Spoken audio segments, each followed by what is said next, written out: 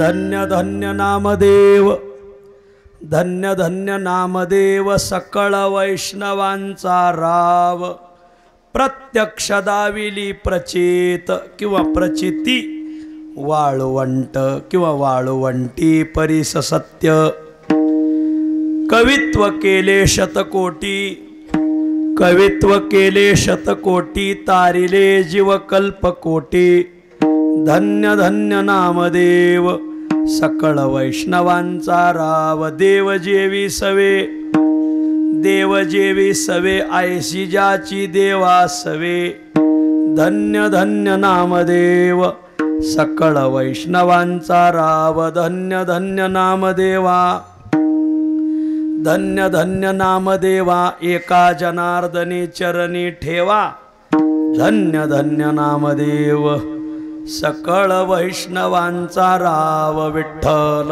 विठ्ठल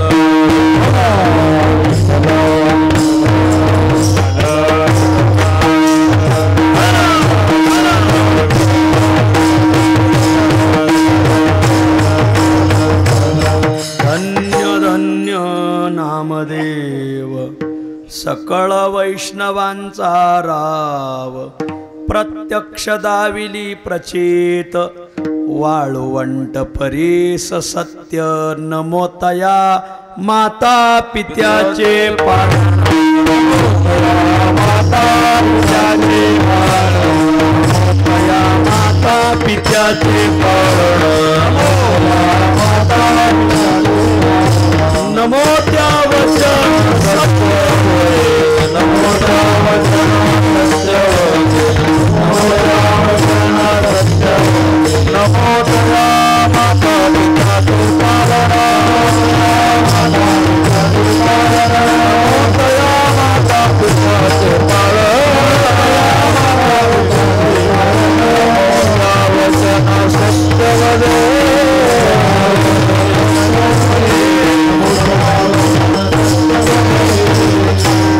धन्य धन्य नामदेव, सकळ वैष्णवांचा राव, प्रत्यक्ष दाविली प्रचित, वाळवंट परीस सत्य, प्रस्तुस्थळी प्राप्त प्रसंगी संप्राप्त सेवेसाठी निवडलेला अभंग, श्री क्षेत्र प्रतिष्ठान म्हणजेच पैठण निवासी असलेले वैदिक सिद्धांत शोधक, सकल साधक जनबोधक, संसार गतिरोधक, पंढरी पथसाधक, शांती ब्रह्म एकनाथ महाराज नाथरायांच्या अखिल विश्वाला चंद्रभागा मातेप्रमाणे किंवा गोदावरी मातेप्रमाणे पावन करणाऱ्या अभंग संहितेतील भक्त शिरोमणी नामदेव महाराज वर्णन या प्रकरणातील हा अभंग आहे। प्रस्तुत अभंगात शांती ब्रह्म एकनाथ महाराज भक्त शिरोमणी नामदेव महाराजांचा जीवनपट आपल्या पुढे उभा करतात, त्यांना चतुर्वार धन्यता देतात आणि आपण सकळ वैष्णवांचे राव कसे आहात आजच्या अभंगात सांगतात। विठ्ठल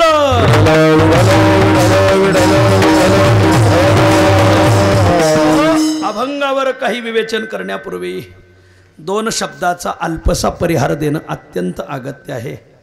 पुण्यपावन साधू संतांच्या पादस्पर्शाने पुनीत झालेला मराठवाडा, या मराठवाड्यामध्ये तत्वज्ञान ऐकण्यासाठी आतुर असलेला जिल्हा लातूर जिल्हा आणि पुण्यपावन लातूर जिल्ह्यामध्ये यांना कोणता तालुका आहे? चाकूर।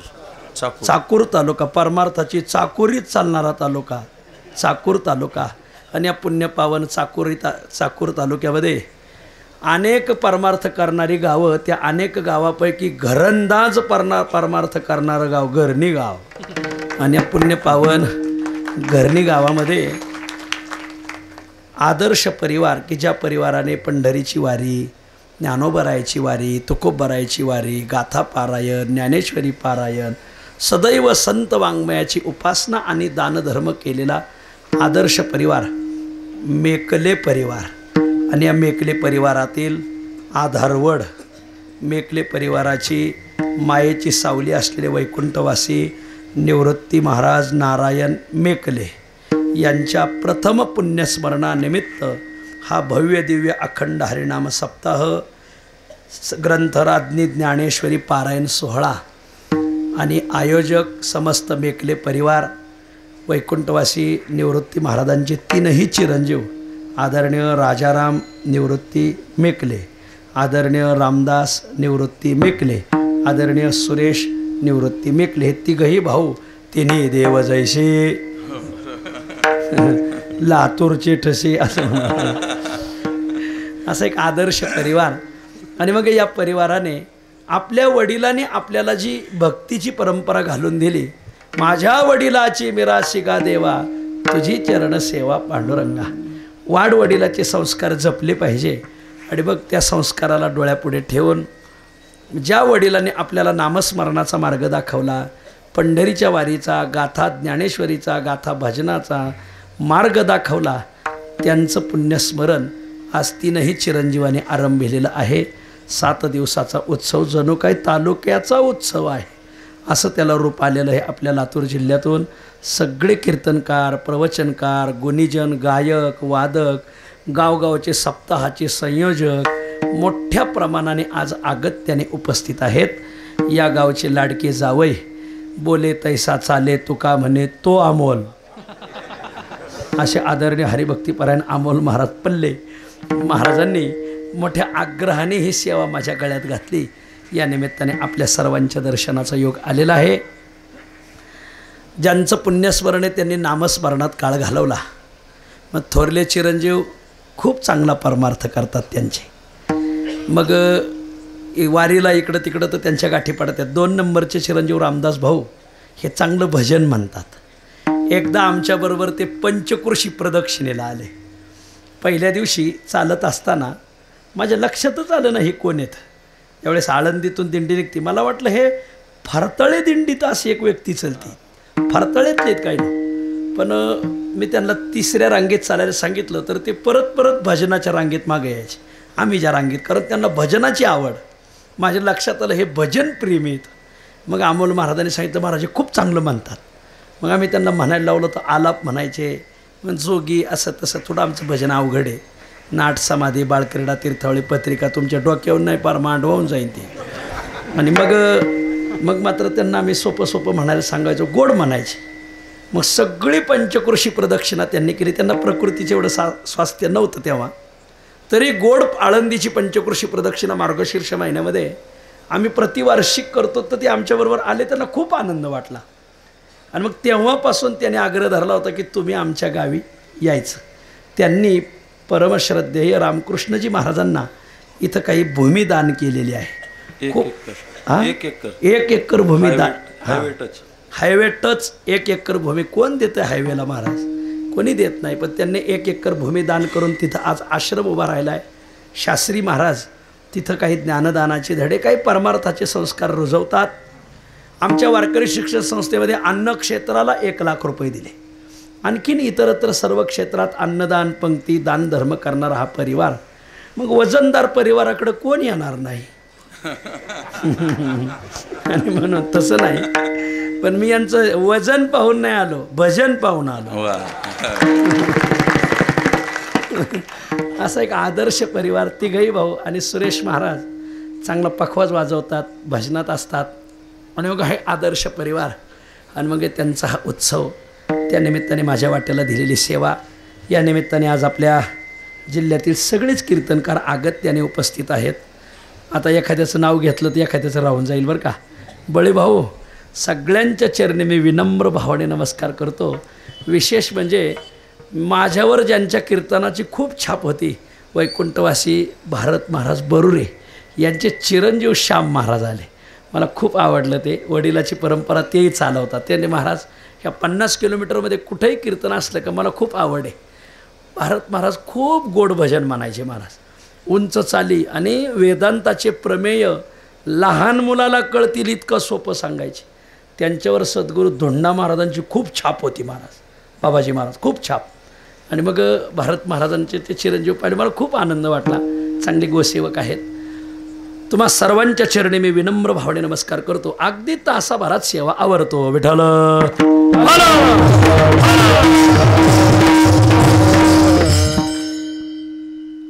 चालू वर्ष खूप वारकरी संप्रदायाच्या दृष्टीने चांगलं वर्ष आहे. चांगलं वर्ष का? त्याचं कारण माझ्या माऊलीला जन्माला येऊन 750 वर्ष पूर्ण होतात.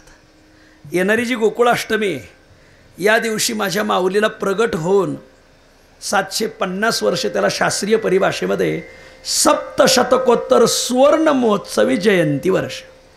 आणि मग माऊलीचं सप्तशतकोत्तर सुवर्ण महोत्सव असल्यामुळे मग ज्ञानेश्वर महाराज संस्थांनी सुद्धा सुवर्णाचा कलश करायचा ठरवला. आणि मग माऊलीला 11 किलो सोन्याचा कळस चढू राहिले.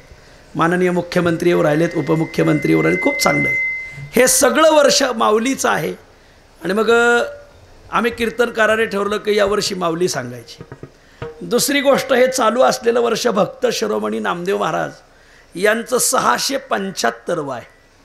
याला षष्ठ शतकोत्तर अमृत महोत्सवी संजीवन समाधी 16 वर्ष. नामदेव महाराजाला संजीवन समाधी घेऊन या 25 आणि 26 सालापर्यंत 675 वर्ष पूर्ण होतात. आणि म्हणून मग सर्व कीर्तनकार आता गावोगावी नामदेव महाराज सांगायला लागले. मी जो अभंग घेतला आहे ना त्यासाठीच घेतलेला आहे हा अभंग. नाही तर तसे दुसरे लय बसलेले आहेत. पण ते आता हे सांगायचं ना, ह्या वर्षी हे सांगायचं नाही, मग कोरोनात हे सांगायचं का? सांगायचं कधी? आणि आमच्या तुकोबरायचं सरतं त्रिशतकोत्तर अमृत महोत्सव, तुकोबरायचं 375. असे 3 उत्सव या महाराष्ट्रात पहिल्यांदा आलेत. माऊली हा योग परत 25 वर्षांनीच येणार. आणि म्हणून मग आम्ही सगळे कीर्तनकारांनी ठरवलं की ज्ञानोबराय नामदेव महाराज तुकोबराय सांगायचे. गेली 1.5 वर्ष आम्ही तुकोबराय खूप सांगितले महाराजांनी. खूप मोठे मोठे उत्सव केले तुकोबरायचे. महाराजांची सेवा थोडीफार पुण्याईमुळे घडली. बघ यावर्षी नामदेव महाराजांनी ज्ञानोबराय सांगायचे म्हणून गावोगावी आपण ज्ञानोबराय नामदेव महाराजांच्या वर्णनाचे अभंग घ्यावे आणि हे सांगावं. गावोगावी ज्ञानोबराय तुकोबराय खूप सांगितले जातात, पण नामदेव महाराज सांगितले जात नाहीत. नामदेव महाराजाचं चरित्र साकल्याने लोकांना श्रुत नाही आहे. मग चला थोडासा आपण प्रकाश टाकावा या अंगाने हा अभंग घेतलाय. धन्य धन्य नामदेव सकळ वैष्णवांचा राव, प्रत्यक्ष दावेले प्रचेत, वाळवंट परिस सत्य. विठ्ठल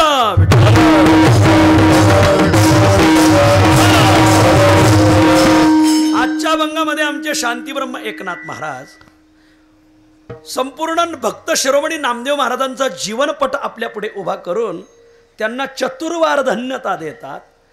आणि आपण सकळ वैष्णवांचे राव कसे आहात हे आजच्या अभंगामध्ये स्पष्ट करतात. विठ्ठल या संपूर्ण मृत्यूलोकामध्ये आपण जर नजर टाकली तर आपल्या गोष्ट लक्षात येईल. हा संपूर्ण मृत्यूलोक राव राण्यांनी भरलेला लोक आहे. राव राणे म्हणजे विलासराव नारायण राणे नव्हे. राव रंकानी राव राजांनी भरलेला लोक आहे. या मृत्यूलोकात तुम्हाला पुढं वाटचाल करत असताना भविष्यात अनेक राव राण्यांच्या गाठी पडणार आहेत बरं का. वा, वर्तमान काळात तुम्हाला अनेक राव राणे भेटतात. आणि भूतकाळात तर इतके होऊन गेलेत की सगळा इतिहास त्यांचाच लिहिलेला आहे. उदंडाची झाले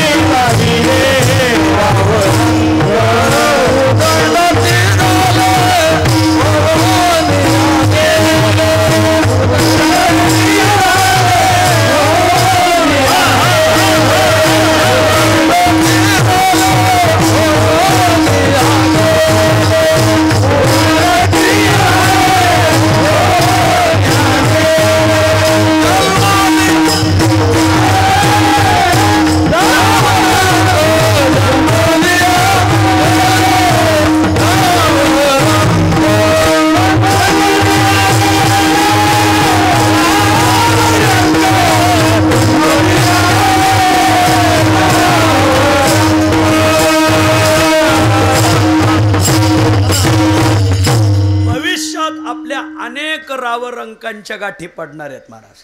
भविष्यात वाटचाल करताना आपल्या पुढं कोणीच आपल्याला भेटणार नाही ना आपल्यासारखे वजनदार होणार नाहीत असा गोड गैरसमज काढून टाका. तुम्ही फक्त निघा.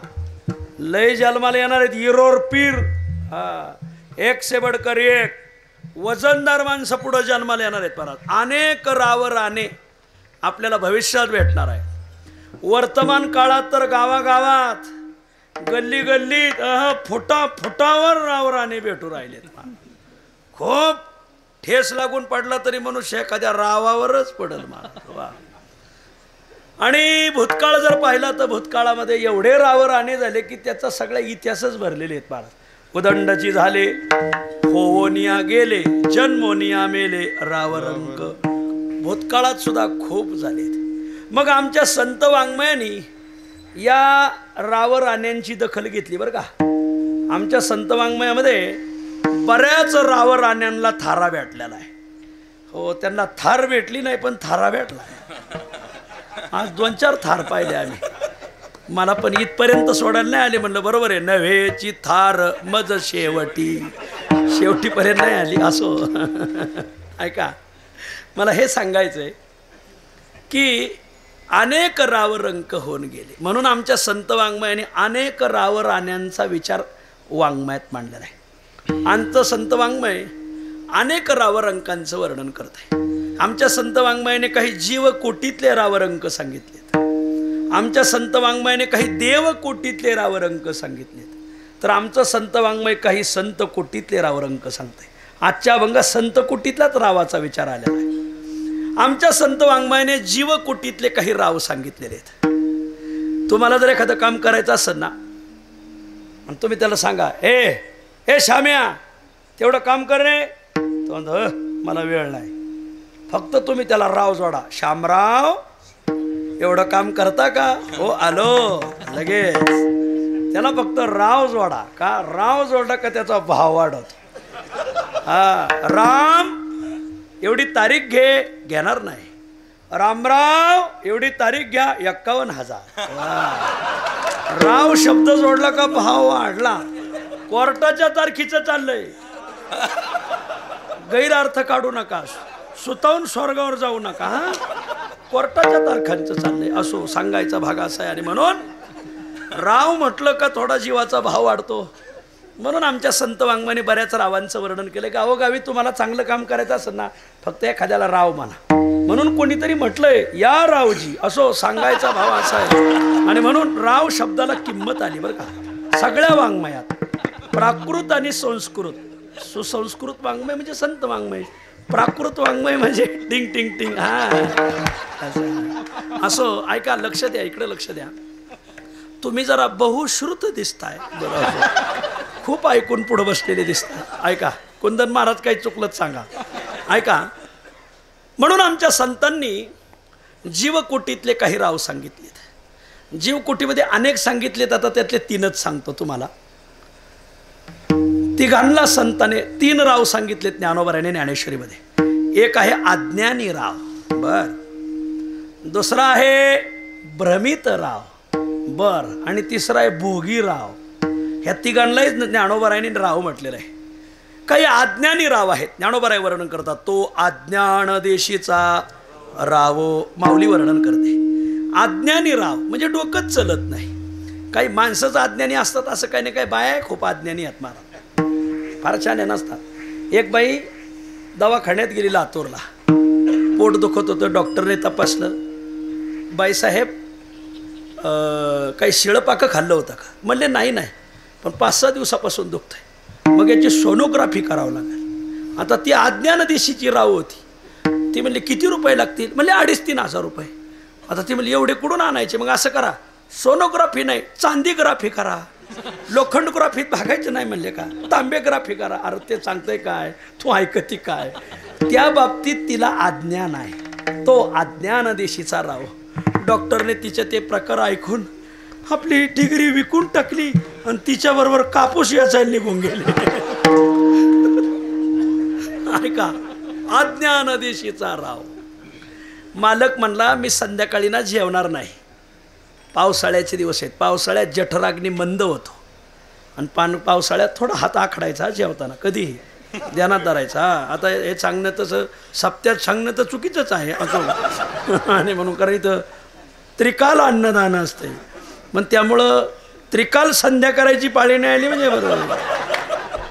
ऐका, पावसाळ्यात जठराग्नी मंद आणि खाण्याचा छंद. मग तो मालक म्हणला मालकीनेला, अगं संध्याकाळी मसाले भात, पण घरात मसाले संपले होते, हिला आणायला दिवसभर जमलं नाही, पण मालकाला मसाले भात खाऊ घालायचा आणि तिने बनवला. मालक जेवायला बसला. जेवायला बसल्यावर तो म्हणला, का ग याची चव जरा टूथपेस्ट सारखी लागते ग, दंत धावनासारखी लागते, काय कारण? ती म्हणली, अहो मसाले भात करायला सांगितलं पण मसालेच नाहीत घरात, मग मी पतंजली क्रीम टाकली त्याच्यात खूप मसाले असतात म्हणले. तो म्हणला, यंदा मी आता कुंभमेळ्याला जाऊन नागाखड्याची दीक्षा घेतो म्हणले. एवढी आज्ञानी म्हणले. अगं ते फक्त दात घासण्यासाठी मसाले आहेत का स्वयंपाकात वापरायसाठी? याला म्हणायचं तो अज्ञानदेशीचा राव. जीवाला राव म्हटलंय पण अज्ञानदेशीचा. जीवाला राव म्हटलंय भोगभूमीचा, मी भोगभूमीचा राव अशी ओवी. माऊली म्हणते काही माणसं खूप भोगी राजे आहेत. भोगी माणसाला भोग उपलब्ध असावेत पण मापक असावेत, ओहर नसावे. पण हल्लीच्या माणसांना खूप ज्ञानोबराय म्हणतात, जो अखंड भोगा जचे जया व्यसन काम्य क्रियेचे, मुख देखोनी विरक्ताचे सचैल करी. भोगी माणसाला विरक्त माणसं पाहिले का त्याच्या तळपायाच्या मस्तकाला जात्या. भोगी माणसं येतं. मग तो महाराज जरी असेल, त्या भोगी महाराजाला विरक्त महाराज चालत नाही. महाराज तो त्याला बाजूला काढायला पाहतो महाराज. कारण त्याच्या भोगाला हा उघड करणारा असतो आणि याला याच्या भोगावर पांघरून टाकायला माणूस लागत असतो. महाराज खूप भोगात वाहून गेलेली माणसं, गाडी दाढी बॉडी माडी भानगडी असो, अशा अनेक भोगांची लेणी मिरवी ज्ञानोबराय म्हणतात. भोगा भोगभूमीचा राव, खूप भोगात माणसं वाहून गेलेली आहेत. 70 वर्षाची एक म्हातारी मालकाला म्हणली, तुम्हाला माझ्या सौंदर्याची किंमतच नाही. तो म्हणला, तर 70व्या वर्षी किंमत करून अपूर्वता काय आहे त्यात म्हणले. 70व्या वर्षी किंमत काय करायची? तो मला तर माझ्या सौंदर्याची किंमत नाही. तुमचा मित्र माझ्या सौंदर्याची किती तारीफ करतो. म्हणजे कोण ग? तो महबूब भाई. तो म्हणला, तो भंगारवाला आहे म्हणून तर तुझी किंमत करतो म्हणले. त्याला भंगाराचीच किंमत राहणार, चांगल्याची कशी राहणार म्हणले. वा वा वा. असो, अरे काय वयाला हिशोबलं पाहिजे. 80व्या वर्षी 4थं लग्न केलंय आणि विशेष म्हणजे ते हप आहेत. विठ्ठल विठ्ठल. याला म्हणायचं मी भोगभूमीचा राव. वा, अज्ञानदेशीचा राव, भोगभूमीचा राव. आणि तिसरा एक आलाय, जैसा रंकू भ्रमला जारे म्हणे मी राव आला. याला भ्रमित राव. काही लोक स्वतःला भ्रमाने राव समजतात. आपण आपल्याला काय समजतो ते यथार्थ ज्ञान आहे का भ्रमजन्य ज्ञान आहे, याचा विवेक असलाच पाहिजे महाराज माणसाकडे. काही माणसाला स्वतःला भ्रमाने ते खूप मोठं समजतात, ते तेवढी नसतात. पण त्याला ज्ञानोबरायच्या भाषेत भ्रमित राव माऊली म्हणते. त्यावर आमचे जुने कीर्तनकार दृष्टांत सांगायचे. एक राजा नगरीमध्ये फेरफटका मारायला निघाला. पायदळ, घोडदळ, हत्तीदळ, रथदळ घेऊन चालला. अचानक राजाची स्वारी थांबली. का? रस्त्यावर एक पिऊन पडलं होतं. वा, पियणारी माणसं आहेत ना, ते कोणाचं ऐकत नाहीत महाराज. एकदा का मनुष्य पेला, जो मोले मदिरा खाये तो तेच यांनी छंदे नाचे गाय, असं आहे. मग तो कोणाचं ऐकत नाही महाराज. निवांत पडलेला होता. पुढं चौबदार होते ते, हट, राजाची स्वारी आली. असा काय आडवा पडला म्हणले. तो म्हणला, राजाची? कोण राजा? म्हणले, या नगरीचा राजा. तो म्हणला, पागल आहे काय? मी राजा असताना नवीन राजा कोण आणला इथं? तैसा रंकू भ्रमला म्हणे जारे मी राव आला. ज्ञानोबराय, मीच राजा या नगरीचा. मग कोण राजा मी ओळखत नाही. आणि असल राजा तर त्याला म्हणा पलीकडून जा, मी उठणार नाही. ते चोपदार म्हणले, अरे पलीकडून जायला पलीकडं नाली म्हणले, आणि राजा हत्तीवर बसून आलाय. हत्ती पलीकडे गेला तर कुठं कोलमडल, कुठं काही होईल, हत्ती बसणार नाही पलीकडून. पलीकडून कसं आहे तोट काय सांगतो राजा राजान हत्ती हत्ती तुझ्या राजाची हत्ती सकट काय किंमत आहे बोल लगेच सांग लगेच विकत घेतो हे भ्रमित राव ते राजाला कळालं काय इकडे चौबदार काय चाललंय प्रकरण अहो म्हणले ते कोणीतरी पिऊन पडलंय आणि तो म्हणतो ह्या नगरीचा मीच राजा आहे आम्ही त्याला सांगितलं हत्तीवर बसून राजा आला ते तो म्हणतो राजाची हत्ती सकट काय किंमत आहे बोला राजा म्हणला असं उचला त्याला टाका तुरुंगात आणि 7च्या मोटरीचं पाणी सोडा त्याच्यावर पिलेल्या माणसावर जर गार पाणी टाकलं तर उतरते असं म्हणतात बघ खरंय का वर बघा वर खाली काय पाहता ऐका अखेर शेवट त्याची रात्रीतून उतरली सकाळी दरबार भरला राजा म्हणा हे झाले त्याला उचलून आणा तो भ्रमजन्य राव कोण आहे का रे तुला सांगू का हत्तीची काय राजाची हत्ती सकट काय किंमत आहे तो म्हणला अहो राजे साहेब हो प्यायला पैसे नाही मी मी मी प्रचाराला गेलो पिऊन आलो मग आणि मी हत्तीची राजासकट किंमत कशी केली आणि काल काय नाक उचलून बोलत होता राजाची हत्ती सकट काय किंमत आहे अहो ती किंमत करणारी जी होती ती रातोरात गेली म्हणले कोण नशा आता माझी दशा बरी म्हणले आता मी भ्रमात होतो आता यथार्थ ज्ञान झालेलं आहे मला जीवाला या 3 अंगाने संत वाङ्मय राव म्हणतं अज्ञान दिशीचा राव भोगभूमीचा राव भ्रमित राव विठ्ठल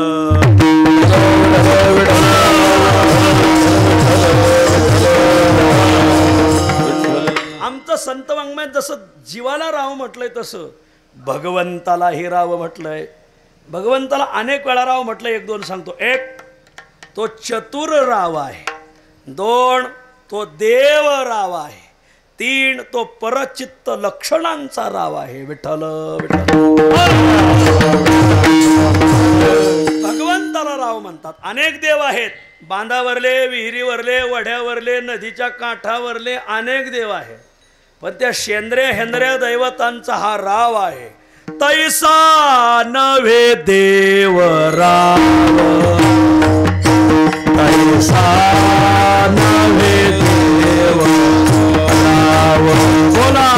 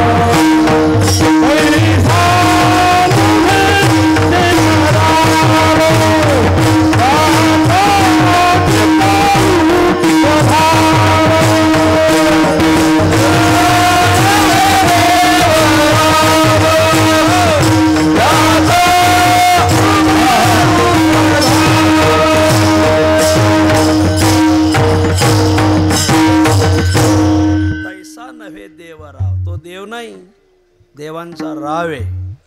पंढरपूरला थोडं दुर्भिक्ष पडलं, अन्नधान्याची आबाळ झाली. पंढरपूरचे ब्राह्मण ते गेलं कर्नाटकात. त्याला नदी आडवी लागली तुंगभद्रा.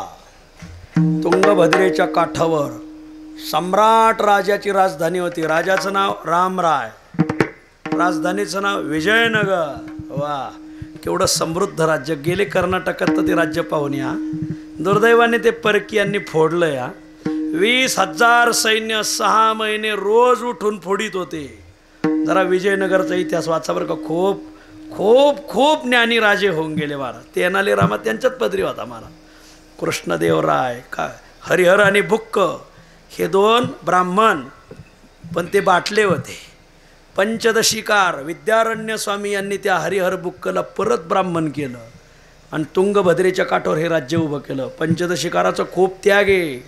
पंचदशिकार विद्यारण्य स्वामी यांनी जसा वेदांत लिहिला तसा हा देश सुरक्षित कसं राहील याच्यासाठी थोडं राजकारणात सुद्धा डोकं दिलं होतं. बरेच लोक म्हणते हे बोलकाचं काम आहे का, तुझं काम आहे का, मग तुला काय वांग कळतं का त्यातला.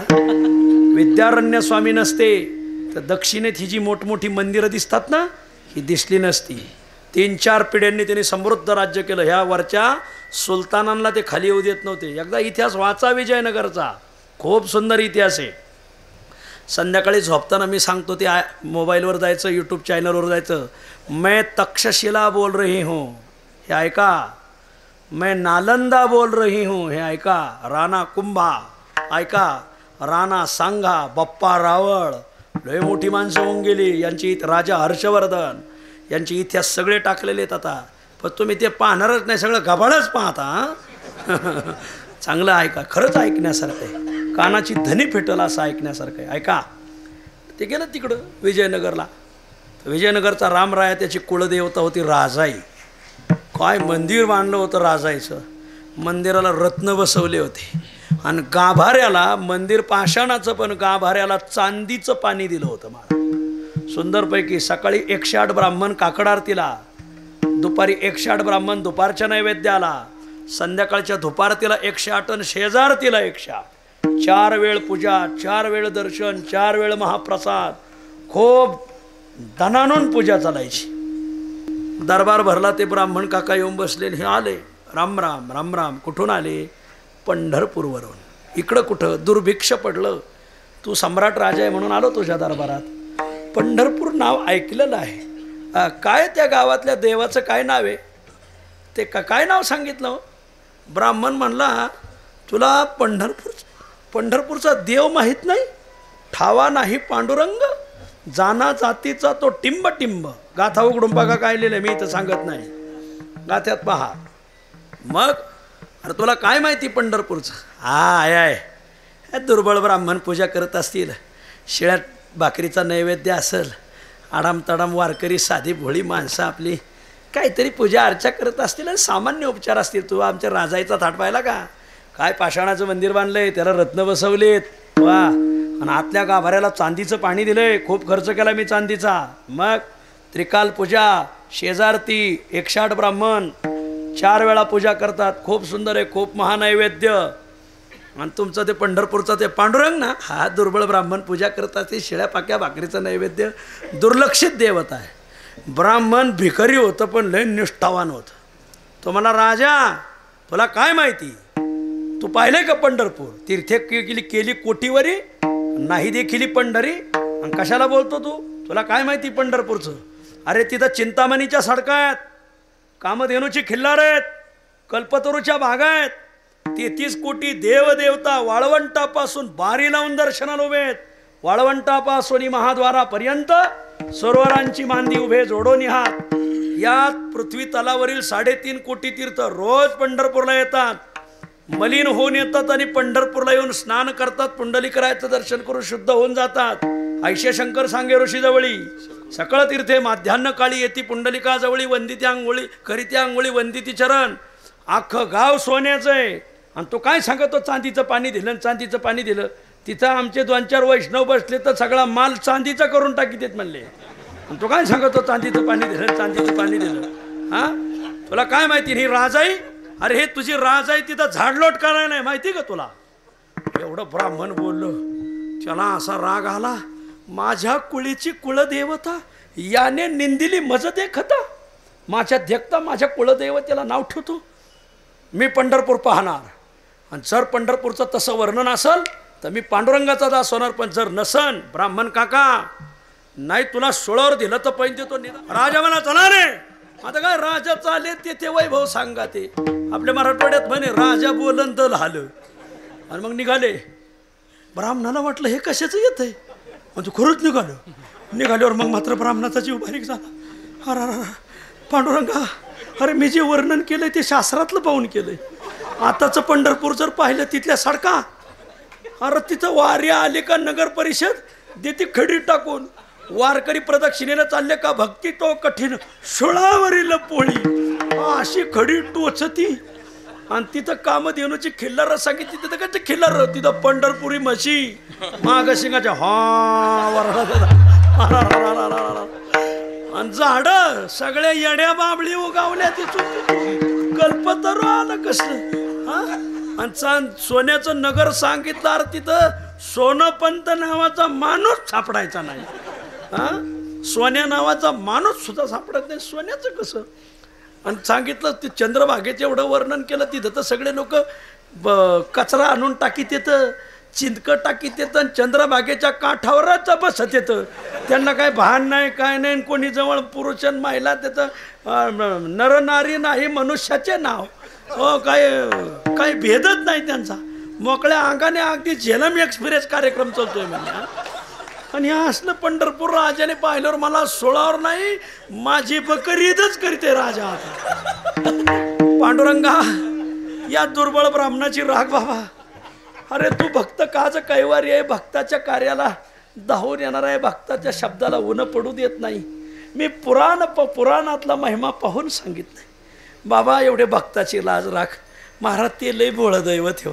विठ्ठल हे दैवत भोळे, जाड काळे न धरावे. ते लगेच पावलं. जसा राजा जवळ आला, राजाचे डोळे दिपले, सगळ्या सैन्याचे डोळे दिपले.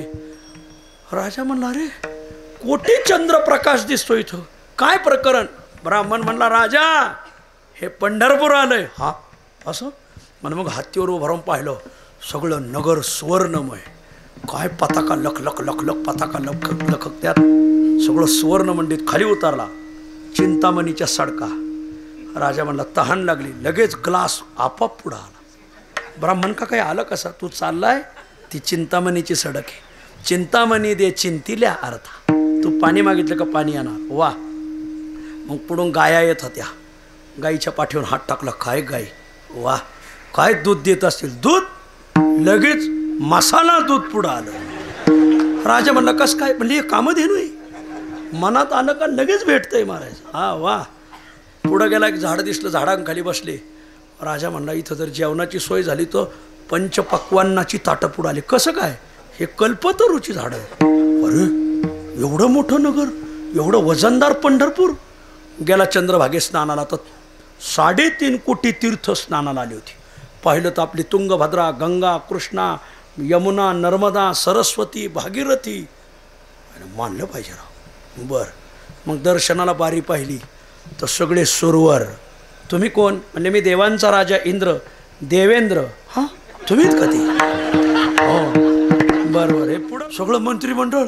हां कमाल झाली. राजा बारी लागला. गेले नामदेव पायरीपाशी. अरे राम राम राम. सुवर्ण मंडित मंदिर, रत्ने खनोखनी, सोनियाच्या भिंती, लागली या ज्योती नाना काळा. द्वारकेचं वर्णन आहे माऊली. पण मी पंढरपूरला बसवले. आता तुम्हाला लक्षात येईन. यांना काय वांग नाही कळाय, त्यातलं काय सांगून फायदा आहे नाही. काय वर्णन. गेला गरुड पारावर मिठी मारली. पांडुरंगाला पाहिलं. वा पांडुरंग कांती दिव्य तेज. पांडुरंगाचं ते रूप पाहिलं, पांडुरंगाचं दर्शन घेतलं. वा वा वा वा. आणि मग आता याच्यात 2-2.5 तास गेले होते. ब्राह्मण काकाला विचारलं, इथं सोय कुठे. ब्राह्मणाच्या मनात आलं होतं इथं कुठे बसलं तर चालत आहे. पण आता तसं नाही सांगता यायचं म्हणलं. इथं कुठे बसलं तर चालत आहे. ब्राह्मण काका म्हणले, हाय हाय सोय आहे सोय आहे. नेलं. राजा लघवी करून मागा आला तर एक दासी, एक देवी पाणी वाचायला टॉयलेट बाथरूमला. पाहिलं, अरे आपली राजाई इथं टॉयलेट बाथरूम धुवायला. उदो ग आंबे उदो. अगं तू राजा ये, मी तुला उदो ग आंबे उदो म्हटलं, तू तुम्हाला प्रसन्न होती नाही तर काय म्हणती, पागल आहे का? अरे माझ्यासारख्या हजारो देवी देवता इथं सेवा करतात हा, आणि तू इथे येऊन मला उदो ग आंबे उदो म्हणतो. पंतप्रधानाच्या सभेत पुढे सरपंचाचा जय जयकार करायचा असतो का? पांडुरंगा पुढे आमचं उदो ग उदो, हा ते चालणार नाही. आणि मग राजाच्या लक्षात आलं, आपण ज्यांना देव म्हणतो तो देवांचा हा राव आहे, तैसा नव्हे देवराव. वा, पुढं प्रकरण सांगत नाही. मग तो पांडुरंग परमात्म्याला घेऊन गेला. आमच्या भानुदास महाराजांनी देव मागं आणला. ते कीर्तन करायला कृष्ण महाराजांनी यांना विचार तुम्हाला सांगतील, ऐका. देवराव दुसरा चतुरराव, चतुर तरी चतुरा राव,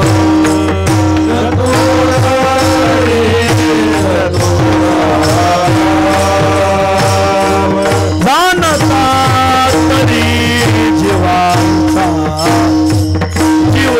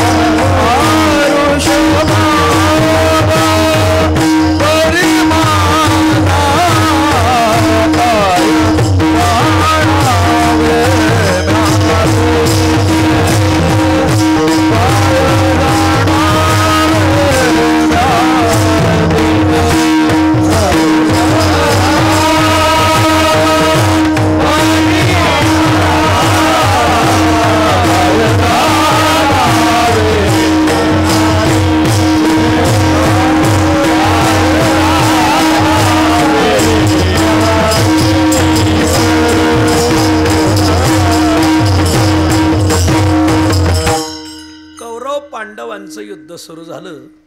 पांडवांनी कौरवाला मारायचा सपाटाच लावला. निम्याच्या पुढं कौरव संपले, भरपूर संपले. दुर्योधनाच्या लक्षात आलं आपली पुण्यतिथी जवळ आली वाटते. आणि मग दुर्योधन गांधारीला जाऊन भेटला. आईला, आई अगं मी वज्रदेही कसा होईल याचा उपाय सांग. गांधारी म्हणली मी सांगणार नाही, पण यार महाभारतात तुला उपाय सांगायला असा एक माणूस म्हणजे कोण? युधिष्ठिर, धर्मराज.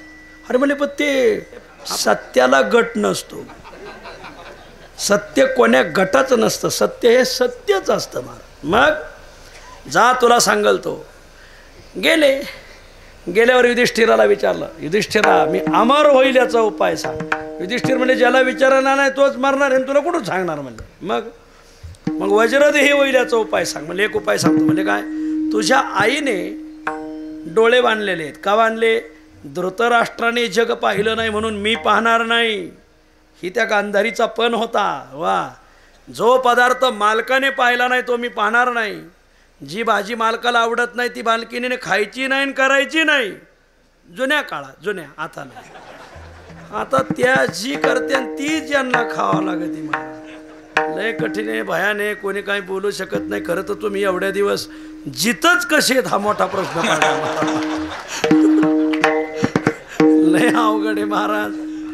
बायकोने जे दिलंय तेच खावा लागत आहे, तेच बरं म्हणावं लागत आहे, कठीण आहे.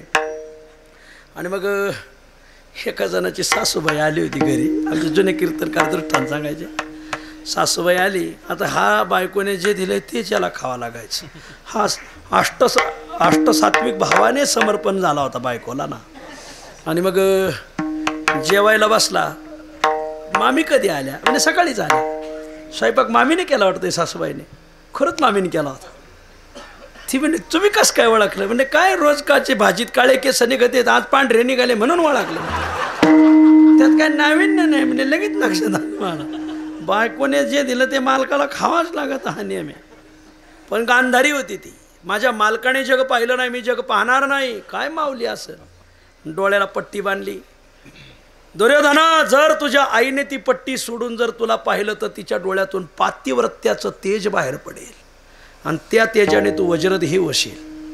दुर्योधन लगेच निघाला. अरे थांब, पण अंगावर कापड घालू नको आणि मग तुला पाहिलं पाहिजे. तो म्हणला ती काळजीच करू नका. दुर्योधन कापड काढून निघाला. भगवंताने वळकुटी गुंडाळली. पाचही पांडव जवळ आले. अर्जुन म्हणला, देवा कुठं चालले? देव म्हणले, काय नाही, मी गुवाहाटीला चाललो. का? अरे म्हणले, मी एवढं जुळून आणलं आणि तुझ्या भावाने उधळून दिलं म्हणले. अरे दुर्योधनाला वज्रदेही होण्याचा उपाय सांगितल्यावर दुर्योधन वज्रदेही होईल. पांडवांनो, तुमचा शेवट ठरलाय आता. कशाला सांगितलं तुमच्या भावाने? मग दुर्योधन म्हणला, देवा आणि तू चतुराचा राव आहे, काही डोकं लाव, काही EVM प्रकार आण बरं असो. आणि मग भगवंता देवाने ठरवलं, हा काहीतरी डोकं लावूच आपण. मग देवाने डोकं लावलं. देवाने एका माळ्याचं रूप धरलं. पाठी घेतली, पाठीमध्ये एक फुलाची चादर केली आणि तिकडून तो चाललाच होता गांधारीच्या मालाकडं, उघडा नागडा. देवाने डोळ्याला हात धरला. अरे अरे दुर्योधना, अरे तू काय नागा खड्याचा साधू झाला का काय?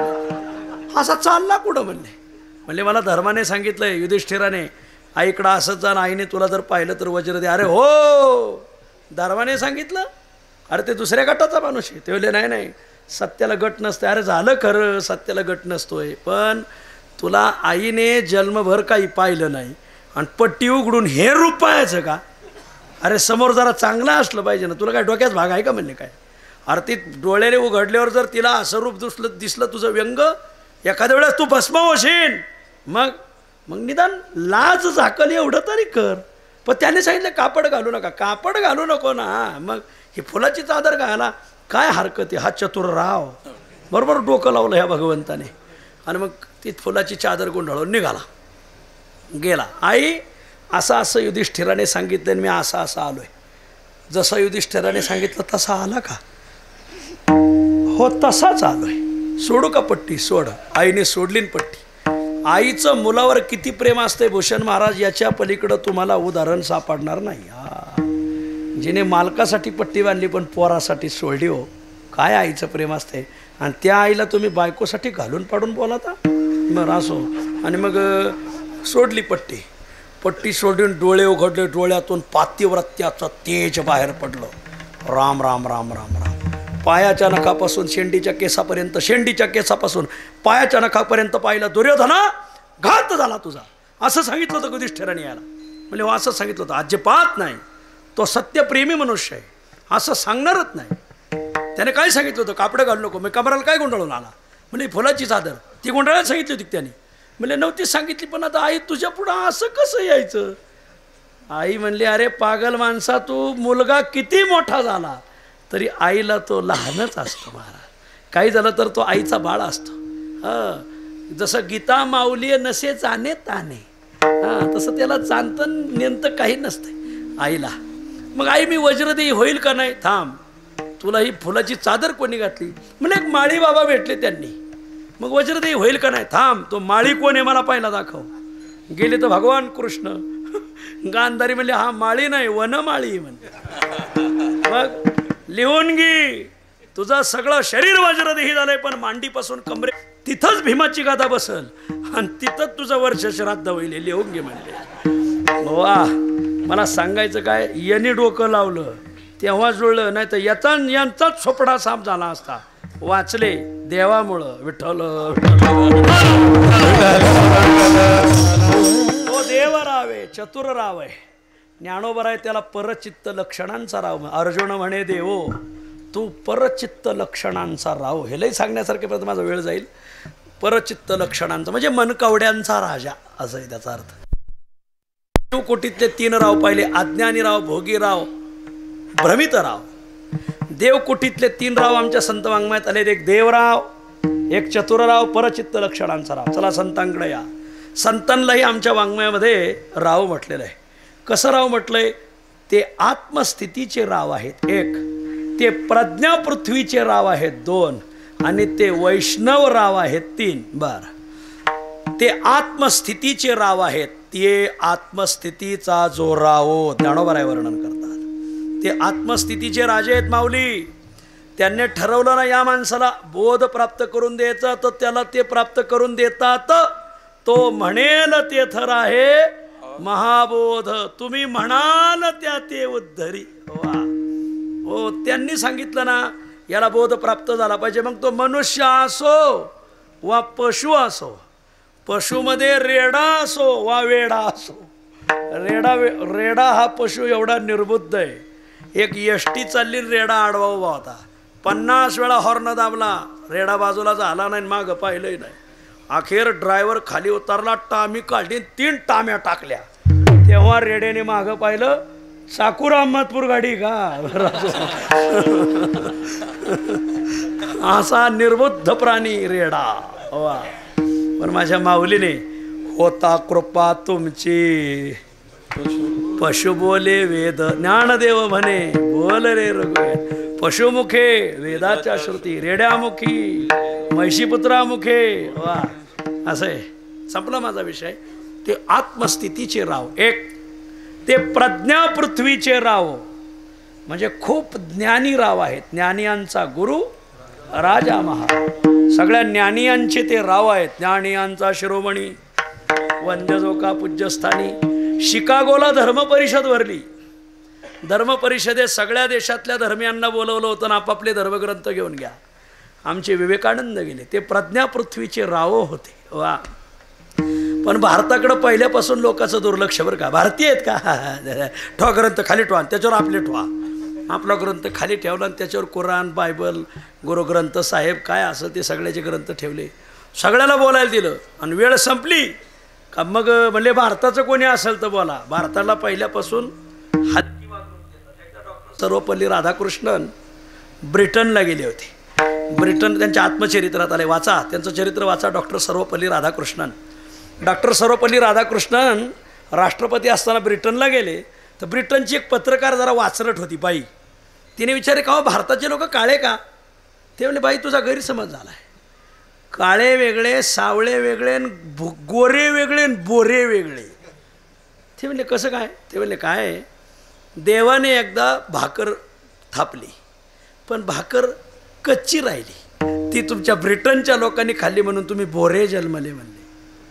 मग देवाने परत भाकर टाकली, भाकर जळाली, ती न्यूझीलंडच्या लोकांनी खाल्ली, भलतेच काळे भागार झाले. पण मग आता देवाला 2दा भाकर चुकली, आता तिसऱ्यांदा तरी बरी आली पाहिजे. मग तिसऱ्यांदा चाकली तर ती बरोबर भाजली आणि ती आमच्या भारतीयांनी खाल्ली म्हणून ते सावळे आहेत. वा, पूर्ण गोरे नाही, पूर्ण काळे नाही, मध्यम रंग असं आहे. मधी थांबायचं. लाट कळली पाहिजे कोणाकडे. काही इकडंच राहिले चोपडा साप, काही तिकडं गेले तिकीटच नाही, मधी राहा. वा, असं आहे. मधी राहायला कळायला पाहिजे महाराज. ऐका, तसंच आमच्या विवेकानंदांना स्थान दिलं नाही. कोण आहे भारतातलं बोला जरा. ते प्रज्ञा पृथ्वीचे राव होते. बोलायला सुरुवात केली. इथून अगोदरचे वक्ते म्हणायचे इथं जमलेले गडी आणि बाया, लेडीज अँड जेंट्स असे म्हणायचे. यांनी सुरुवात केली, येथे जमलेल्या माझ्या बंधू आणि भगिनींनो. अरे टाळी झाली. आत्तापर्यंतचे वक्ते आम्हाला काय म्हणत होते, बाया आणि गडी. हे कोण व्यक्तिमत्व आलंय, कोण्या देशाहून आलंय. प्रत्येक माणसाला बंधू म्हणतोय, प्रत्येक बाई माणसाला भगिनी म्हणतोय. कोण आहे. वा, हा शब्द विवेकानंदाच्या मुखातून आला, बंधू भगिनीनो. आता पुढाऱ्याने तो उचललाय, पण ते व्यवस्थित उच्चारता आला पाहिजे. एका पुढाऱ्याने बंधू आणि भगिनीनं उच्चारताना बंधूतला अनुस्वार उचलला आणि भगिनीवरल्या भवर नेऊन ठेवला. येथे जमलेल्या माझ्या बंधू आणि भगिनींनो बायाने वाहनानेच आणला. पुढारी मतदानच झालं नाही, त्याच्या बायकोचं त्याला पडलं नाही. एकच मत पडलं त्याला त्याचं स्वतःच. अरे काय बोलावं, पुढाऱ्यांना तर ज्ञानच नाही. मार काही बोलत येत काही भाषण ठोकीत येत महाराज. ऐका माझ्या बंधू आणि भगिनीनो, आम्हाला बंधू म्हणणारा कोण आहे, आम्हाला भगिनी म्हणणारा कोण आहे. आणि मग ते प्रज्ञा पृथ्वीचे राव. मग आमचा ग्रंथ खाली का ठेवला, त्याचं कारण ह्या सगळ्या धर्मग्रंथाचा पाया हिंदू धर्म हे विसरता कामा नये. काय प्रभावी बोलणं. ते शिक्षण घेत असताना त्यांचे एक प्राध्यापक होते, ते विवेकानंदाच्या विरोधात होते. सारखे विवेकानंदाला टोचून बोलायचे. एक दिवस उठव, रे विवेक उठ, तू जर रस्त्याने चालला 2 पिशव्या भरलेल्या असतील, तू कोणती पिशवी उचलशील. विवेकानंद प्रज्ञा पृथ्वीचे राव होते. ते म्हणले पिशवीत काय भरलंय पहिलं सांगा. सर म्हणे एका पिशवीत अक्कल भरलेली, एका पिशवीत पैसे भरलेले, कोणती उचलशील. विवेकानंदाने एका वाक्यात उत्तर दिलं, मी पैशाची पिशवी उचली. पहा भारतीय बावळट, अक्कलेची पिशवी उचलायला पाहिजे होती, पैशाची उचलली. विवेकानंद म्हणले तुम्ही काय उचललं असतं. सर म्हणले मी अक्कलेची पिशवी उचलली असती. विवेकानंद म्हणले राग मानू नका सर, ज्याच्याकडे जे नसतंय तो तेच उचलतो. भारतीयांकडे अक्कल खूप आहे, हा पैसे जरा कमी आहेत आमच्याकडे पैशाचं लय दुर्भिक्ष आहे. आमच्याकडे पैशाची इतकी चणचण आहे, काही लोक कीर्तनकाराच्याही पाकिट नाही, ज्याचं कळतं त्यालाच कळतं म्हणून.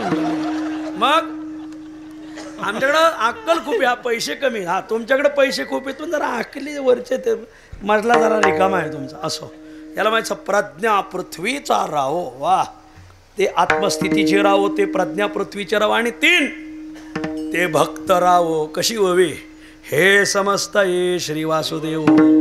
ऐसा प्रतिती रसाचा ओतला भावो बनोनी भक्ता माझी रावो आणि ज्ञानिया तोची भक्तराव. नाव सांगा ना त्या भक्तरावाच. त्या भक्तरावाचं नाव सांगतात अभंगाच्या पहिल्या. धन्य धन्य नामदेव, धन्य धन्य नामदेव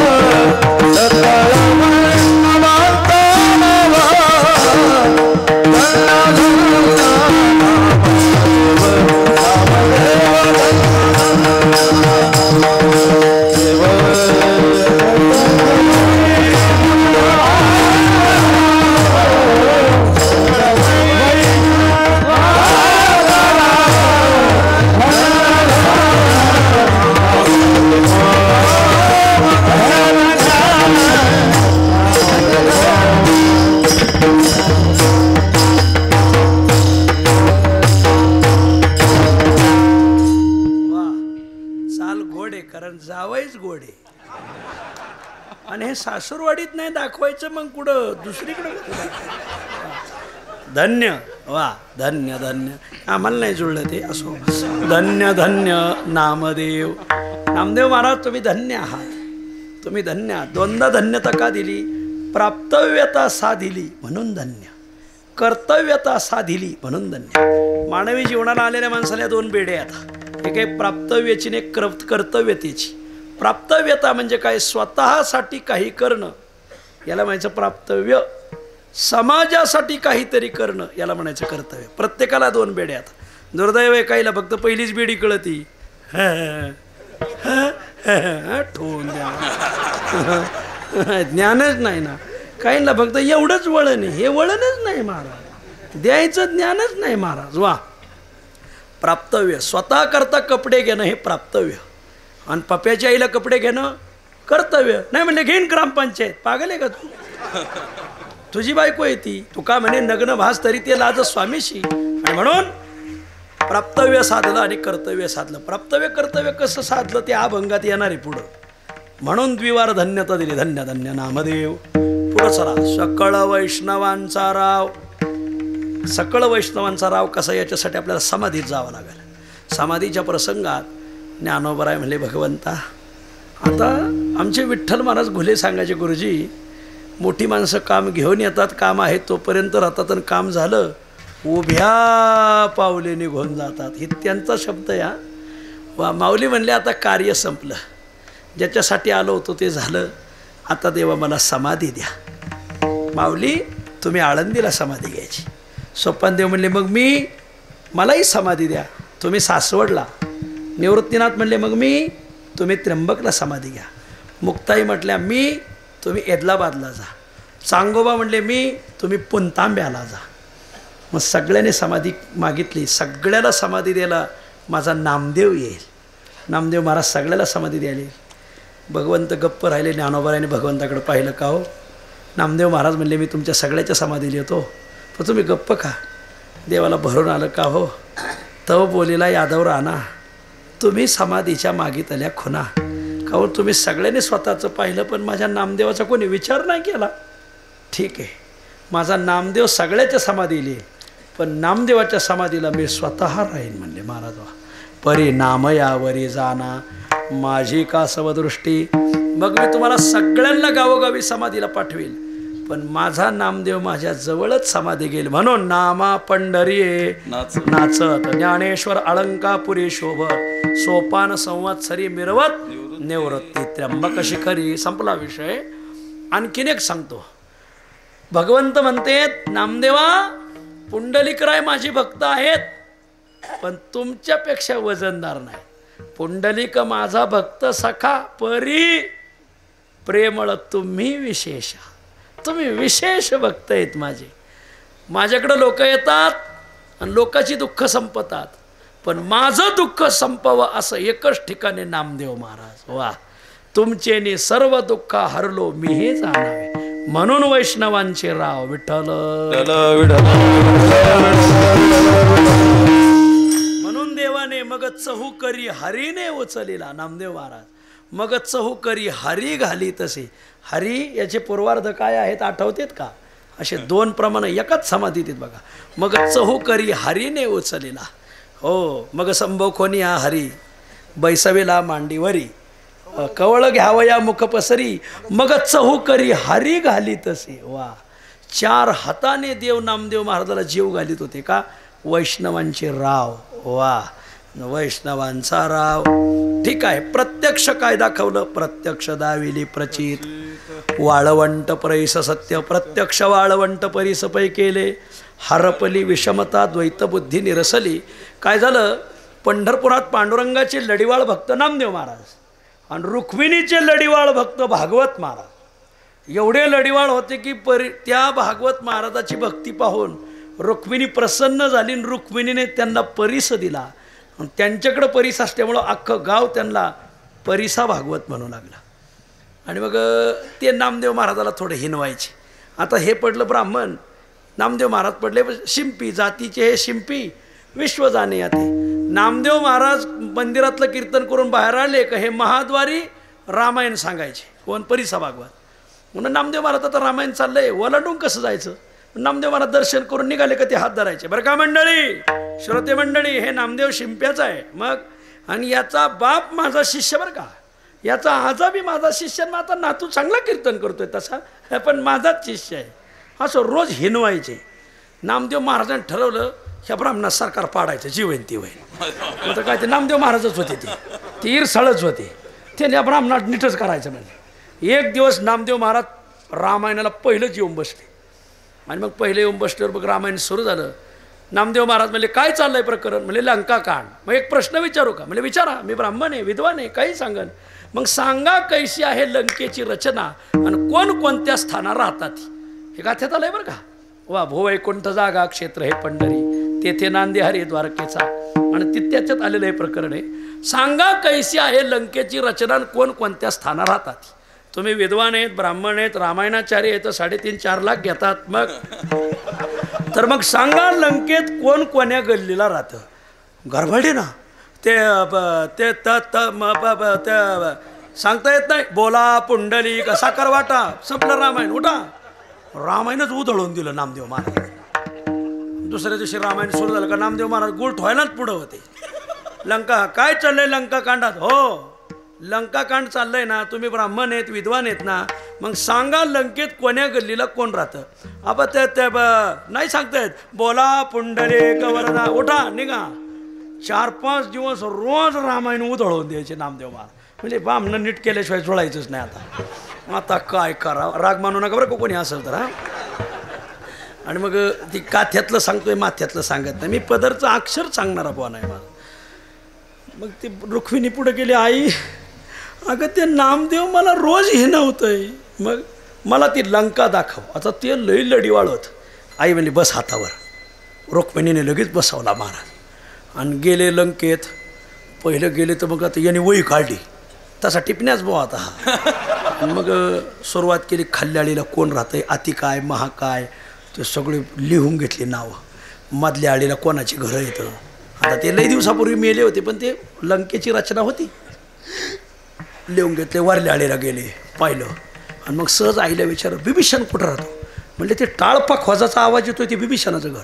हा बिभीषण वैष्णवे भजन करत असतील. गेले हे तिथे बिभीषणाच्या दारातून डोकले. आत नामदेव महाराजाचं कीर्तन चालू. अरे राम राम राम राम राम. हे मी तर कसं. मला वाटलं हे माझं काल्याचं गाव येतं. हे पहिलाच फडकरीत आत येऊन बसलाय. हाय आई मागं चल मागं चल. रुक्मिणी मिळाली पण बिभीषणाचं दर्शन तरी घे. नाही नाही नाही नाही तिथं माझा प्रति दावेदार उभा आहे. मग संजयने सांगितलंय तो जवळ येतोवर आपण जायचं नाही तिकडं. संजय वाच. बरं असो. आले रातोरात रातोरात मागं आले. सकाळी रामायण सुरू झालं तर त्यांना वाटलं नामदेव महाराज गेले तर त्यांना यायला 4-6 महिने लागते. तिथं गुळ ठेवायलाच पुढं बसले ते. हां हे आलं कसं. पण याच्या लक्षात आलं आपल्याला तशी रुक्मिणी प्रसन्न आहे तशी याला पांडुरंग प्रसन्न आहे. आणि मग सुरुवात झाली. लंका कांडाचा विषय चाललाय. हो लंका कांड सांगताय ना. मग सांगा कोण्या गल्लीला कोण राहतं. सांगतो म्हणले. आणि मग सांगितलं खाल्ल्याळीला अमके अमके राहतात. श्रोते म्हणले नामदेव महाराज बरोबर आहे का. नामदेव महाराज म्हणले एकदम बरोबर आहे. मग नामदेव महाराजांनी विचार मधल्या आळीला कोण कोण राहतं. म्हणले मधल्या आळीला अमके अमके राहतात. लोक म्हणले बरोबर आहे नामदेव महाराज. लोकांना काय माहिती. लोकांना आपल्याचं नादात काही सांगितलं तरी काय नाही. नामदेव महाराज म्हणले एकदम बरोबर आहे. मधल्या आळीला हेच राहतात. वरल्या आळीला कोण राहतं. नामदेव महाराजांनी विचारलं. म्हणले वरल्या आळीला अमके अमके राहतात. एकदम बरोबर आहे. नामदेव महाराजांनी मग लोक म्हणले झालं का नामदेव महाराज समाधान. म्हणले नाही झालं. आता काय राहिलं. तिन्ही गल्लीचे लोक सांगितले नाही नाही बिभीषणाचं घर कुठं आहे. म्हणजे सांगितलं वरल्याळीला अमक्या अमक्या ठिकाणी. बरोबर आहे का. हो. आणि बिभीषणाच्या घरात कीर्तन कोणाचं चालू होतं तेवढं सांगा. कीर्तन चालू होतं का. परिसा भागवत म्हणले हो चालू होतं. मग कोणाचं होतं. महाराज लय जड गेलं त्याला. नामदेव महाराज. लोक म्हणले कीर्तन चालू होतं. हो कोणाचं. नामदेव महाराज म्हणजे यांनाच विचारा. नाही सांगतायत. बोला पुंडली.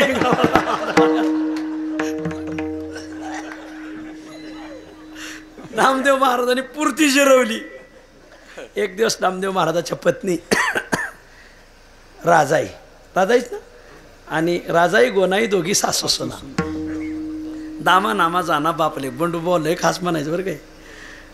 ती गेली धन धुवायला तिकडं परिसा भागवताची मंडळी कमलजा नाव ध्यानात धरा, हे दुर्मिळ नाव आहे, माहिती नाही असलं सापडत लवकर. परिसा भागवताच्या मंडळीचं नाव. दोघं धुणे धुवायला आल्या.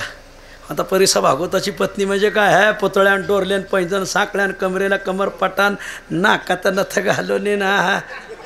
वा वा कसं गोड वाटत आहे नाही का. बरं मग नामदेव महाराजाच्या पत्नी ल्याया ना खाया ना जेवाया ना नेसाया दुःख भोगावया जन्मा. आणि मग नामदेव महाराजाच्या पत्नीची दया आली. मी काय सांगते वैंस ऐका जरा. काय माझ्या मालकाकडं परीस आहे. मग तुमचे मालक म्हणले ते 2-4 दिवस बाहेर गेलेत तीर्थयात्रेला, काहीतरी कीर्तनाला वारी निमित्तानं गेलेत. मग हे परीस न्या, 4-5 दिवस ठेवा आणि लवकर आणून द्या. हो हो हो. वा. नामदेव महाराज नेमकेच घरी नव्हते 2-3 दिवस. आईसाहेबांनी परीस न्याला घरी. मग सगळ्या लोखंडाला लावला. सोनं झालं महाराज. मग मोडलं ते व्यापार पेठेत. खूप पैसे आले. पहिली घराची डागडुजी केली, माणसं लावून रंग देऊन घेतला. सगळ्या घराला नवे कपडे आणि मग सगळा किराणा भरला, पूर्ण वर्णाचा स्वयंपाक. नामदेव महाराज आले. पाहिलं घराला रंग दिलेला आणि डागडुजीन सगळ्याने डागडागिने घातलेले, अंग नवे कपडे, गावरान तुपाचा वासन, पूर्ण स्वयंपाक. आपलं घरच नाही आहे. नीट निघाले. आओ हे तुमचंच घर आहे मागया. पाहिलं तो मंडळी का काही कलर कधी दिला, डागडुजी कधी झाली, एवढे डागडागिने माझ्या पाठीमागं कुठं कथा बिथा धरली होती का काय म्हणले. माझ्या पाठीमागं काय रानबीन धरलं होतं का काय. अहो म्हणले नाही. मग आहे ते जेव्हा घास खाणार नाही, आणलंय कुठून हे पहिलं सांग. काय माणसं न्यायी होती पहिली महाराज. हे ध्यानात धरायचं. आणलंय कुठून हे विचारलं पाहिजे. नाही सांगणार. हे बघ निघालो. अहो बसा, 1 मिनिट थांबणार नाही या घरात. वाळवंटात जाऊन झोपल उखाडीला. सांगते म्हणले काय, परिसा भागवताची मंडळी कमलजा तिने मला परीस दिला म्हणून मी सगळं सोनं केलं. परीस दाखव. नाही दाखव ना. नाही बाई कसली असू द्या, गडी तिला बरोबर हातावर घेतच, हा नियमच आहे महाराज. हां. आणि मग तिच्याकडून तो परीस घेतला. जो परीस घेऊन नामदेव महाराज चिंग चिंग चिंगाट पळाले. वैद्य बाबाचं वाक्य आहे. वैद्य गुरुजी म्हणायचे आमचे. पळाले का धिला वाळवंटात फेकून. दुसऱ्या दिवशी राजाई कपडे धुवायला गेल्याच नाही. का परीस द्यायचा होता त्या दिवशी. कमलच्या थेट घरी आल्या. परीस म्हणजे कोण्या तोंडाने सांगू काय झालं. म्हणजे मालकाने वाळवंटात फेकून दिला. लबाड बोलताय तुम्ही, झाकून ठेवलाय घरात, आम्हाला द्यायचं नाही. तुम्हाला दुर्बुद्धी सुचली. मालकाला सांगितलं. सगळा पंढरपुरात ठ्याठ्या झाली. झालं. लोकांना काय मजा पाहायला लोकांना काही लागत नाही. मला अख्खं गाव गोळा झालं पंढरपूर. नामदेव महाराजांनी परिसा भागवताचा हात धरला. लय वरडायचं काम नाही. तुला परीस पाहिजे ना, चल वाळवंटातून देतो. नेलं. वाळूत हात घातला. घे तुझा परीस. नामदेव महाराज बावळट समजलं का. वाळू कुठं, परीस कुठं. नामदेव महाराज म्हणले यातल्या वाळूतल्या कोणत्याही कणाला तू लोखंड लाव. नाही सोनं झालं तर भक्त शिरोमणी नामदेव लावून नाही घेणार. महाराज काय ताकद असेल महाराज. त्याचा परीस रुक्मिणीने दिला होता, पण यांच्या हाताने दगडाचा परीस झाला महाराज. वाळवंटच परीसाचं झालं. आणि मग आडकीता एका दगडाला लावला तर सोनं झालं. लाचखंड एका दगडाला लावला तर त्याचं सोनं झालं. कान कोरायला काही इकडं बारकाल्यात पिशे असतात. मला वाटतं कान कोरायला झाले का काय कोणाच ठाऊक. पाहिलं.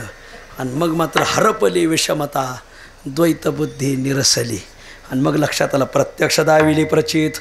वाळवंट परीस सत्य, कवित्व केले शतकोटी. एक दिवस वाळवंटात कीर्तन ऐकलं. कीर्तनकाराने सांगितलं वाल्मिकीने शतकोटी ग्रंथ, चंद्रभाग येते रे ऐकल्या गोष्टी, वाल्मिकीने शतकोटी ग्रंथ केला. तेने माझ्या चित्ता खूप क्लेश झाले.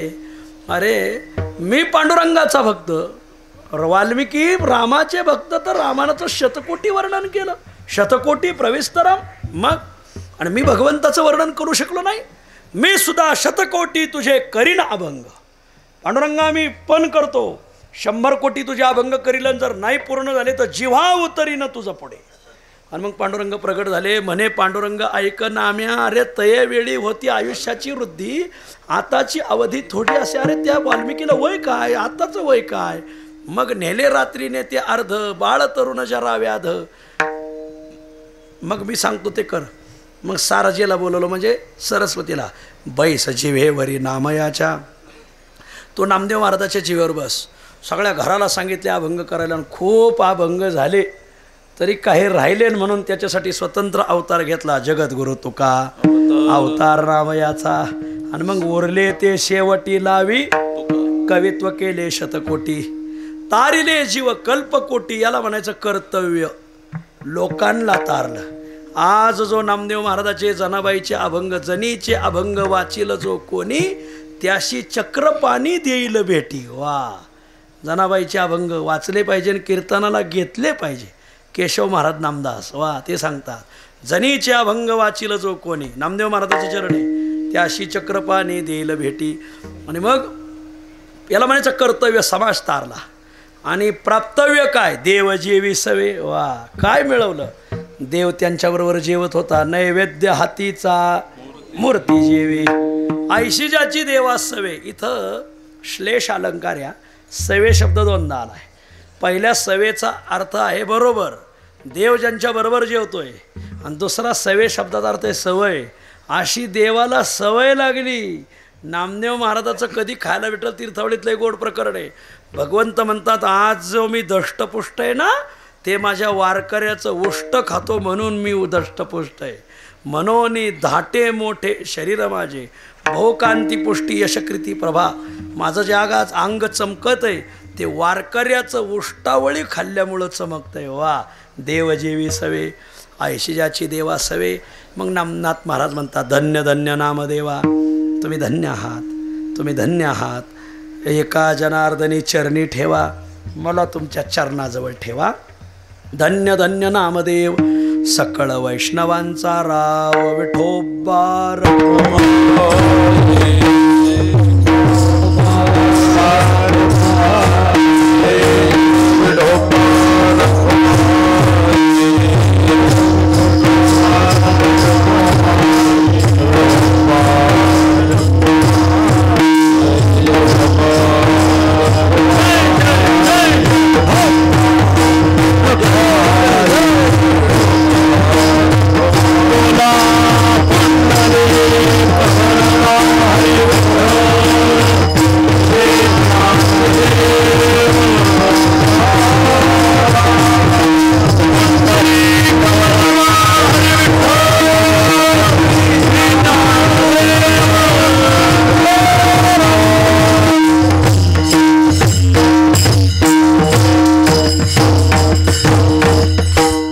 सेवा संपली.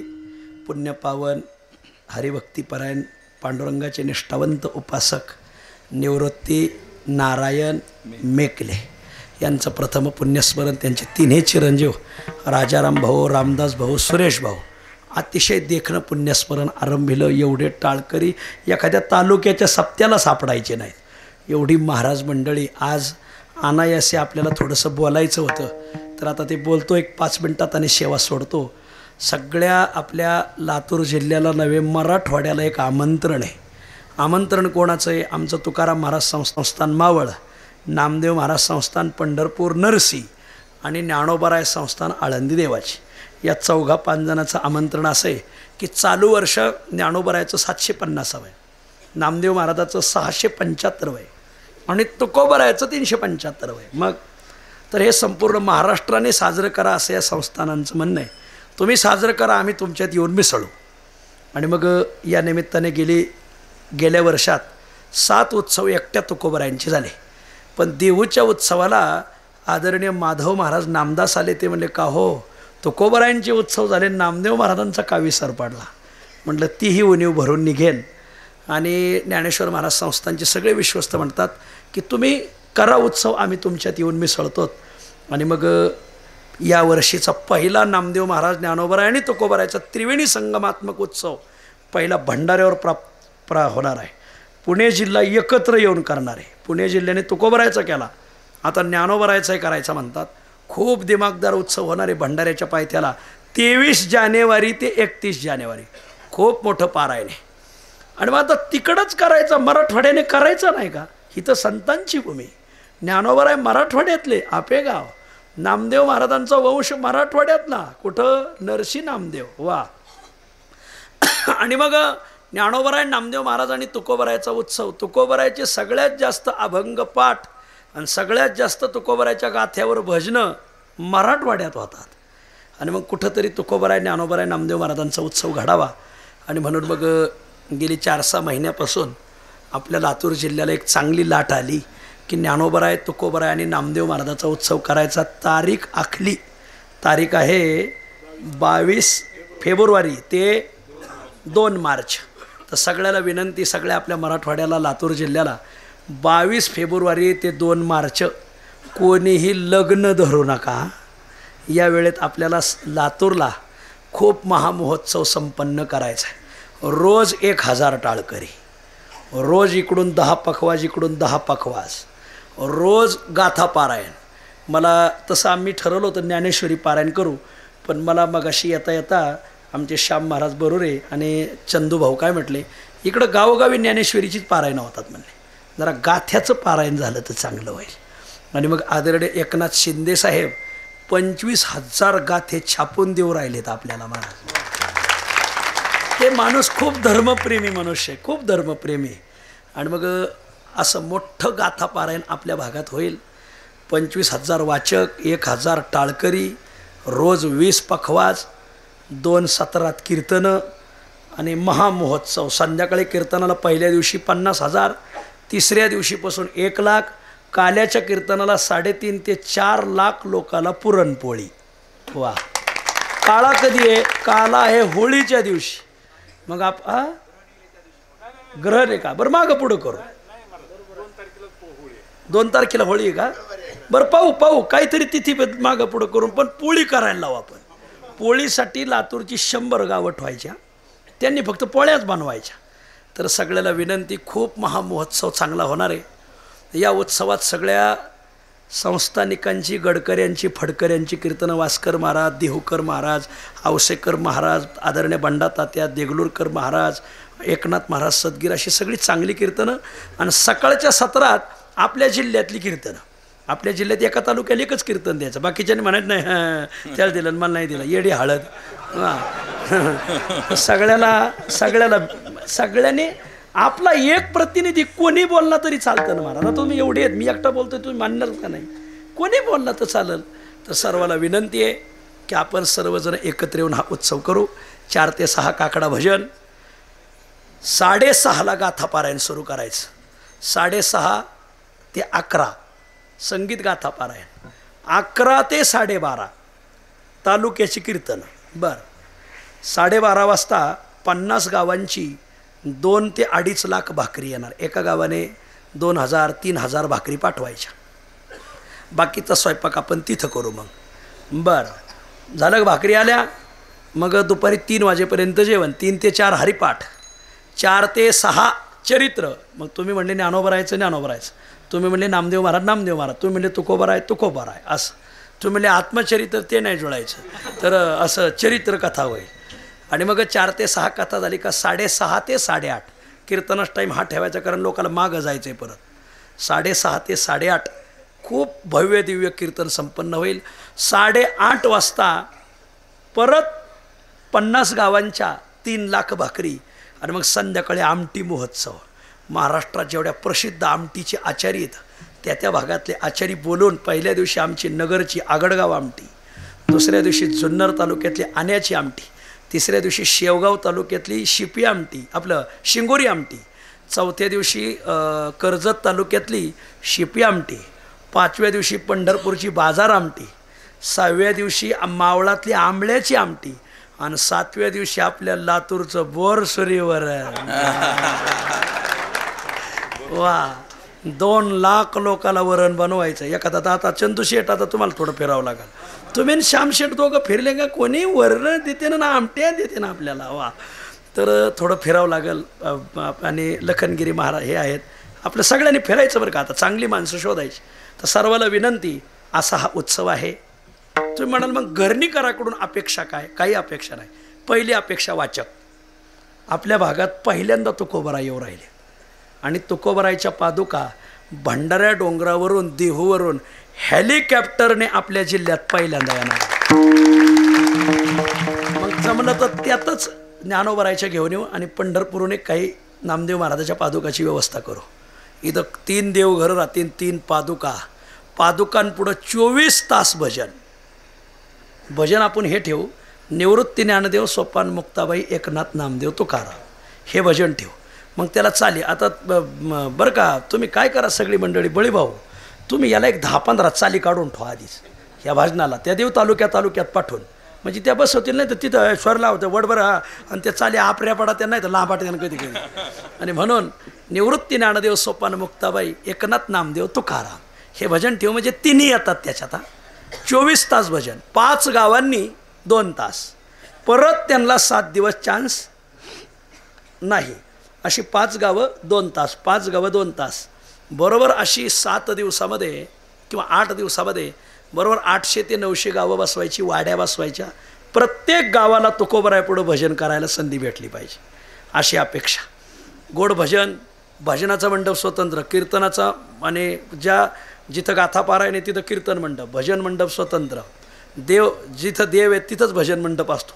24 तास भजन राहतं. मला ही 5 गावं बसली का दुसरी 5 गावं उभी, त्या गावाचं नाव पुकारलं घरणी हजर, वा असं तर गोड असा उत्सव राहील. पहिली अपेक्षा वाचक, सगळ्याला विनंती. इथं भरपूर महाराज मंडळी बसलेली, आदरणीय कृष्णा महाराज आहेत, आदरणीय काटकर महाराज, बाबाजी महाराज आहेत, ही सगळ्या मंडळीला विनंती की आजपासून शंकर महाराज असतील, अमोल महाराज असतील, सांगत चाला. तुकाराम महाराजाचं वाक्य, नेने शब्द पर तुका म्हणे परोपकार, शाब्दिक उपकार करा. आपण तुका म्हणे हे किती ऋण आहे आपल्यावर, आपल्याला सगळं तुका म्हणे म्हणून भेटलंय. आज आपली गाडी दाढी काय आपलं असं होते काय असेल, हे सगळं तुका म्हणे, ज्ञानदेव म्हणे, नामा म्हणे म्हणून आहे. म्हणून जर 1 महिनाभर आपण बोलो, कैलास महाराजांनी तर कधीच सुरू केलं, अहमदपूर तालुक्यात प्रत्येक कीर्तनात सांगतात ते, आणि प्रत्येकाने सांगायचं आणि व्हिडिओ काढायला लावायचा आणि तो लातूर जिल्ह्यात व्हायरल करायचा, नांदेडमध्ये तिकडं सगळ्या मराठवाड्यात व्हायरल करा. लोकाला कळू द्या की एवढं मोठं नियोजन झालं त्यात तुम्ही होते. वा, लोकांनी कालांतराने म्हणून एवढं सुंदर झालं, तुम्ही बाजूला होते का? हां, तुम्ही जरा आतल्या गाठीचेच दिसतात असं लोकांनी म्हणू नये. हां, लई आम्ही 7 उत्सवात जे बरोबर आले ते खूप पुढं गेले महाराज, जे मागं राहिले त्यांचा रिवर्सच पाडला महाराज. ते पुढं जातात, लोकांनी त्याची कीर्तनच बंद करून टाकली महाराज. समाज खूप चाणाक्ष आहे, लोकांना कळत यांचं धर्मप्रेम आहे का अर्थप्रेम आहे. हां, आणि मग सर्वाला विनंती, एवढं ध्यानात धरा, आजपासून रोज शेवटचे 10 मिनटं याच्यावरच सांगायचं. वाचक प्रत्येकाने पारायणाला या, तसं येऊ नका, जोडीनं या. मग तिथं मुक्कामाची सोय, खूप सोय तिथं. मग आज आम्हाला लखनगिरी भाऊने दाखवलं, अरे केवढाले तिथं हे येतं, ते गोडाऊन येतं, 1 तालुका बसून एवढाले गोडाऊन आहेत कंपन्यांची.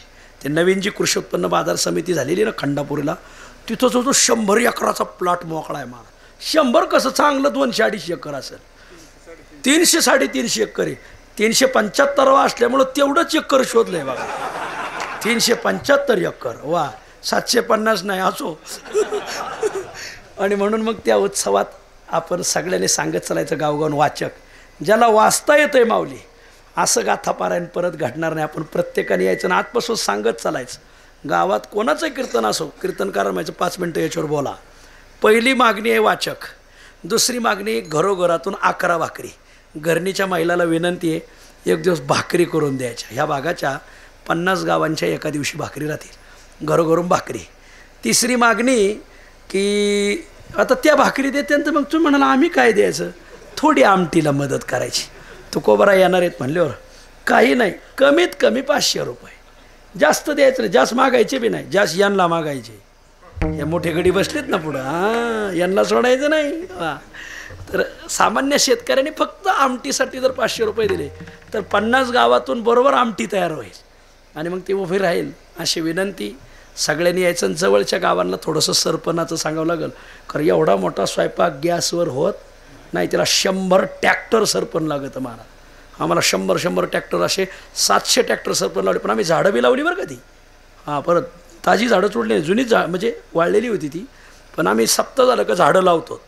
त्या लोकांना झाडं लावायला प्रवृत्त करतो महाराज, जेणेकरून आपण 100 ट्रॅक्टर सरपण वापरलं ना तर किमान तुकोबरायचा 375 असल्यामुळं 3075 झाडं लागलीच पाहिजे, ही आमची संकल्पना असते.